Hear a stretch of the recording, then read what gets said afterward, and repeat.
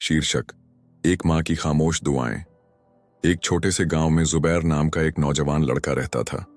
जुबैर के पिता का साया बचपन में ही उसके सिर से उठ गया था और उसकी माँ अम्मा सकीना ने मेहनत मजदूरी करके उसे पाला था। अम्मा सकीना दिन रात सिलाई करती, दूसरों के घरों में बर्तन धोती और जो कुछ कमाती वह जुबैर की पढ़ाई पर खर्च कर देती। जुबैर को अपनी माँ की यह मेहनत पसंद नहीं थी। वह अक्सर गुस्से में माँ से कहता, अम्मा कब तक यह गरीबी झेलेंगे, मुझे भी काम करने दो। मगर अम्मा सकीना हमेशा मुस्कुराकर कहती, बेटा तेरा पढ़ लिख जाना ही मेरा सबसे बड़ा सहारा है। एक दिन तू कामयाब होकर मुझे इस गरीबी से निकालेगा। समय बीतता गया। जुबैर ने मेहनत की और यूनिवर्सिटी में दाखिला ले लिया।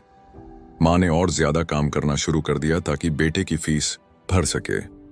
जुबैर शहर गया तो वहां की चकाचौंध में अम्मा सकीना की कुर्बानियों को नजरअंदाज करने लगा।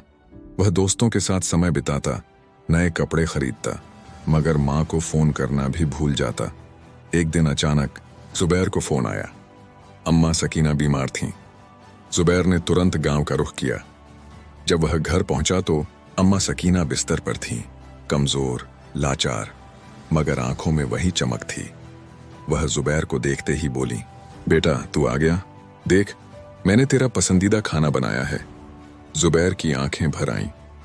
अम्मा, आपने मुझे बताया क्यों नहीं कि आप बीमार हैं?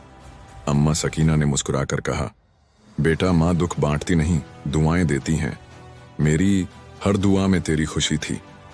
जुबैर ने अपनी माँ का हाथ थामा और वादा किया, अम्मा अब मैं कभी आपको अकेला नहीं छोड़ूंगा। मेरी कामयाबी का पहला हक आपका है। उस दिन के बाद जुबैर ने अपनी माँ का ज्यादा ख्याल रखना शुरू कर दिया। उसने नौकरी करके अपनी माँ के लिए एक छोटा सा घर खरीदा और अम्मा सकीना को आराम दिया, क्योंकि कभी कभी हमारी कामयाबियों के पीछे हमारी माँ की खामोश दुआएं और कुर्बानियां छिपी होती हैं, जिन्हें हम देर से समझते हैं